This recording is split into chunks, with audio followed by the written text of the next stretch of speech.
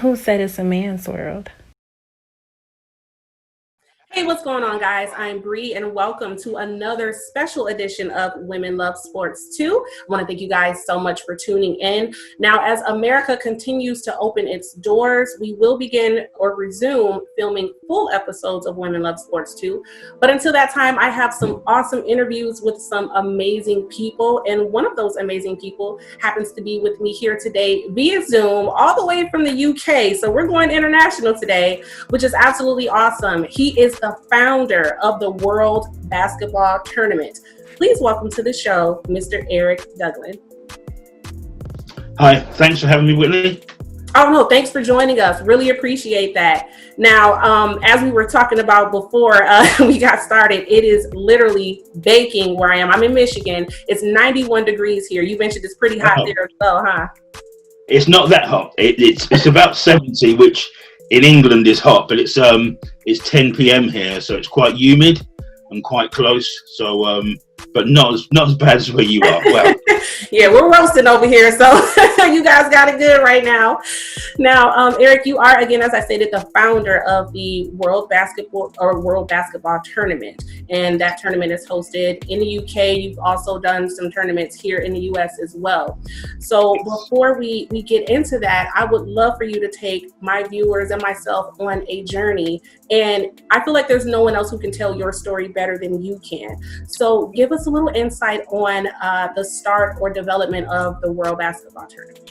I certainly can do. Just going back a little bit, I've got 3 sons and a daughter who all love basketball, and there wasn't a lot of in the UK. There wasn't a lot of places for them to play, so I set up my own club for them called the Bexhill Giants, and we're quite a successful team. Had a men's team, a junior team, and a ladies team as well.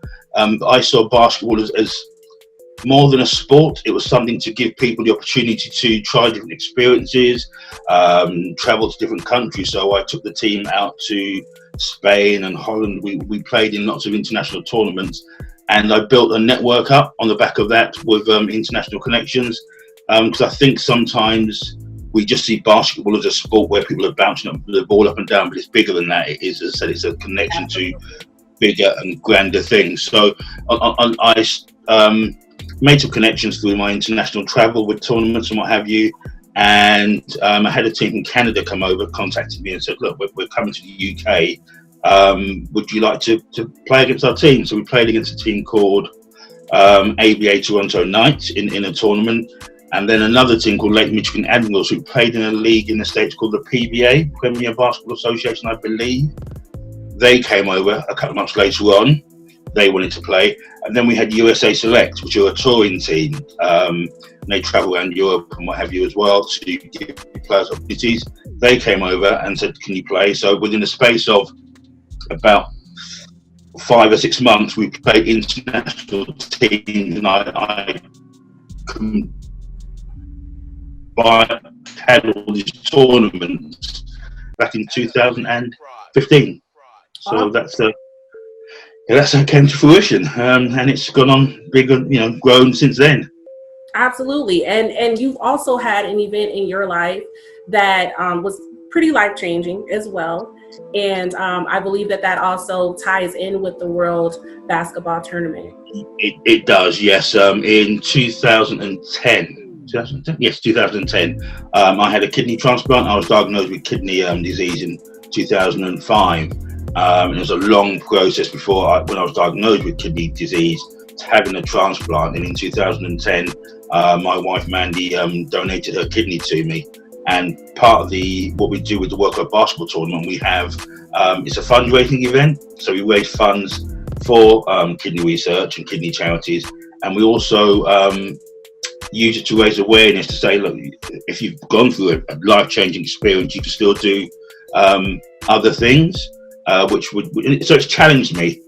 If I didn't have the transplant, I wouldn't have done the tournament. I don't think I would have done it, because once you've been through that life-changing experience, you're not scared of anything. I thought, what could go wrong? Inviting teams from around the world to the UK, what can go wrong? The worst that can happen, teams don't turn up.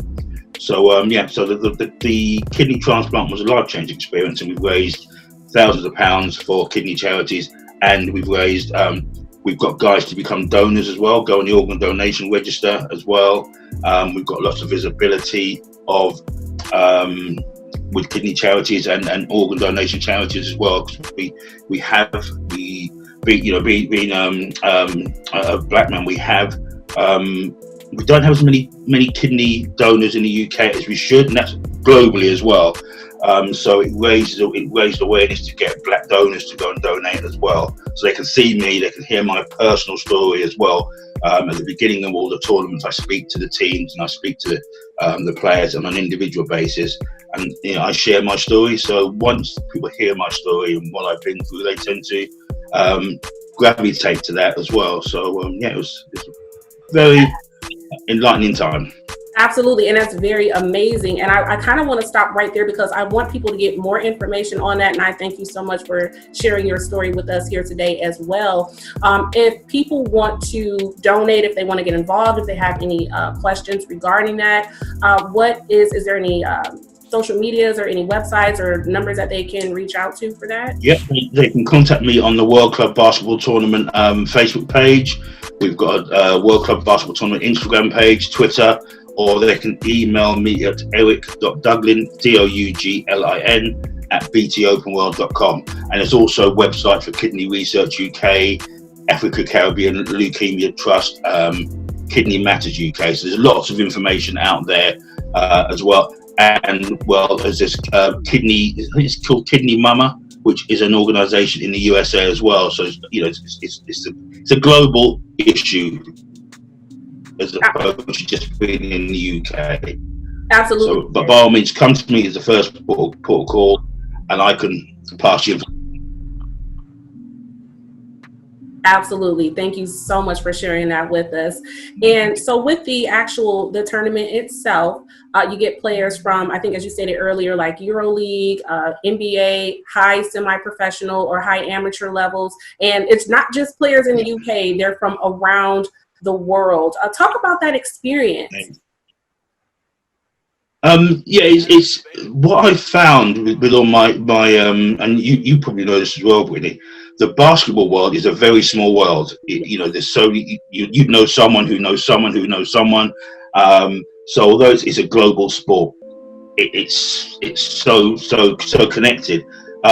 So once when I initially put the invitation out to certain teams, I was overwhelmed by how many teams wanted to compete in the tournament, because in the UK, the World Club Basketball Tournament is the only international tournament in the UK.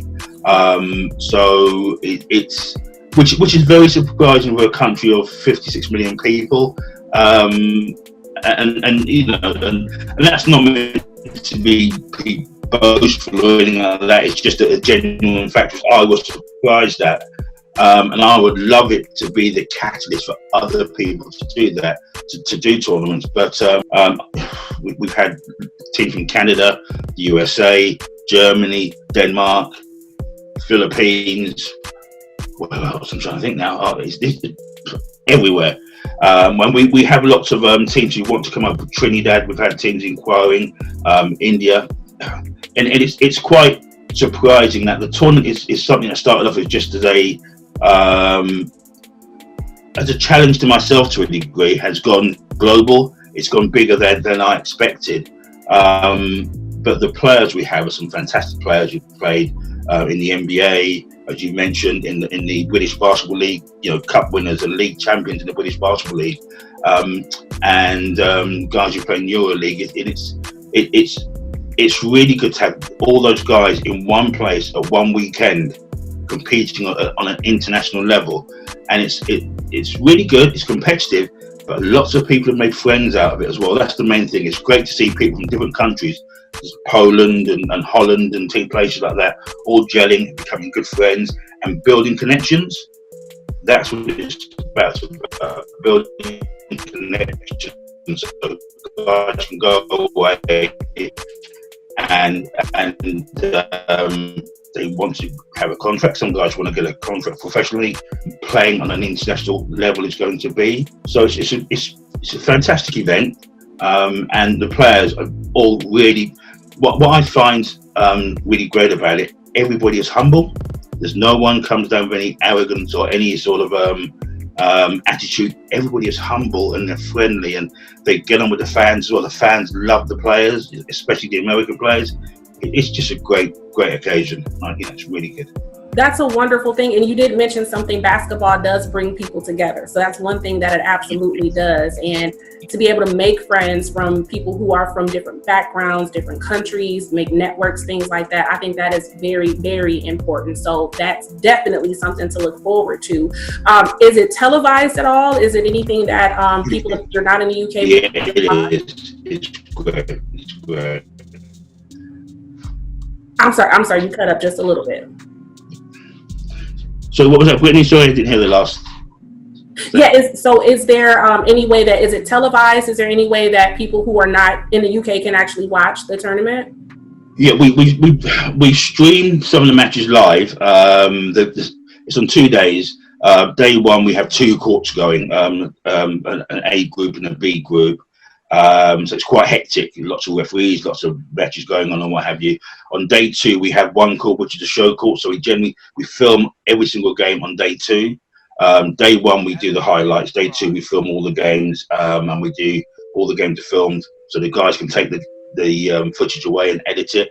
We stream it live as well. A lot of games are streamed live on day 2, but we're very keen. We have a very good media team of photographers, of videographers, live streaming, and we do an extensive package of videos, as I said before, where the guys can take that away. So it's very, and I think that's what gives us a bit more visibility in the social media age now.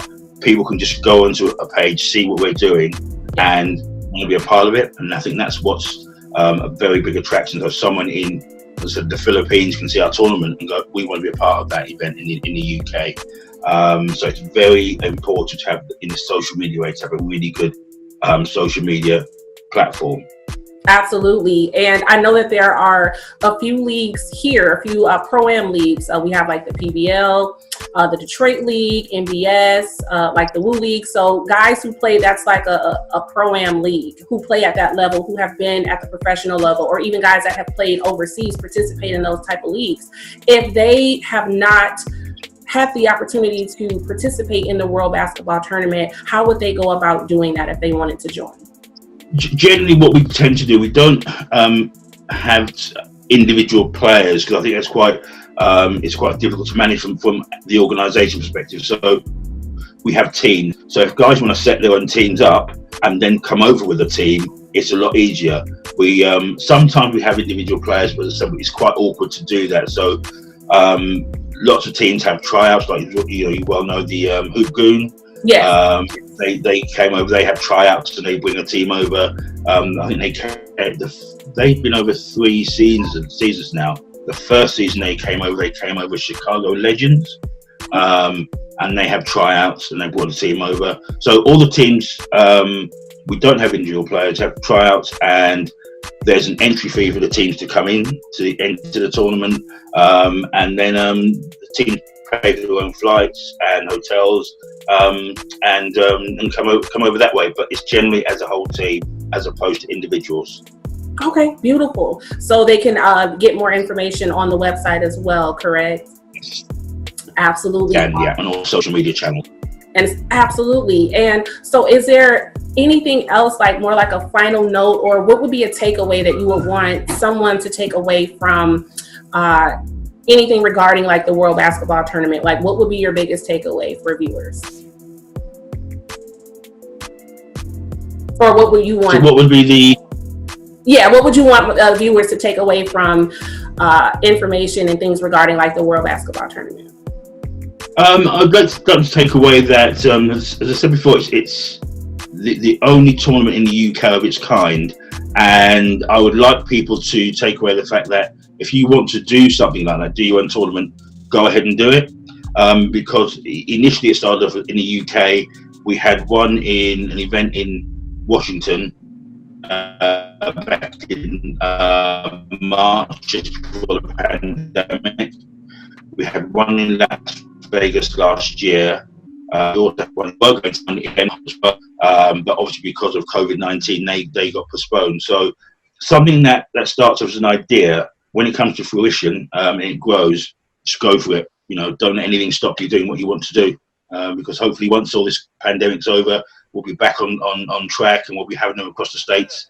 And the overarching plan is to probably have a world. We were talking about having a league at some stage, and a Champions of Champions event as well. So there's lots of big aspirations we've got. So my takeaway would be, if you want to do something, go ahead and do it. Awesome. That is the best advice that you could ever give someone. And a lot of times people, they hear it and, it takes a minute for them to get started. But as you said, if you have a goal or dream or anything that you want to do, watching it come to fruition, honestly, is the most beautiful part about it. So absolutely amazing. I love what you're doing. Would you go ahead and provide the social media sites and the website for people who are interested in following the World Basketball Tournament? Because I know you have another one coming up this September. Yeah, our Instagram page is just World Club Basketball Tournament. Same as Facebook, the World Club Basketball Tournament as well. Our website is www.worldclubbasketballtournament.com, and Twitter. If you go on Twitter and put in World Club Basketball Tournament, you'll find us. My name is Eric Douglin, Douglin. Put my name into Google and you'll see lots of stuff pop up as well. So there are lots of ways to find us, and my email address, as I mentioned before, is eric.douglin@btopenworld.com. So, one thing I will say, at the moment the tournament is just for men, and we are looking to do a female tournament in hopefully 2021 or 2022, because female basketball is growing as well. So that is something we're really aiming to build on, is having a female international tournament, whether it's in the UK or the USA. That is on our calendar. Awesome. And that's something I definitely will look forward to. Absolutely. Women's basketball, you got to include us too. Women love sports too now. So definitely got to make sure you have us. Eric, I want to thank you so much for joining us today and providing us with the insight and the beautiful story behind the World Basketball Tournament. I also want to thank my viewers so much for tuning in. Thank you. Make sure you guys like and subscribe to the Women Love Sports 2 channel. And until next time, who said it's a man's world? Remember, women love sports too. I'll see you guys next week.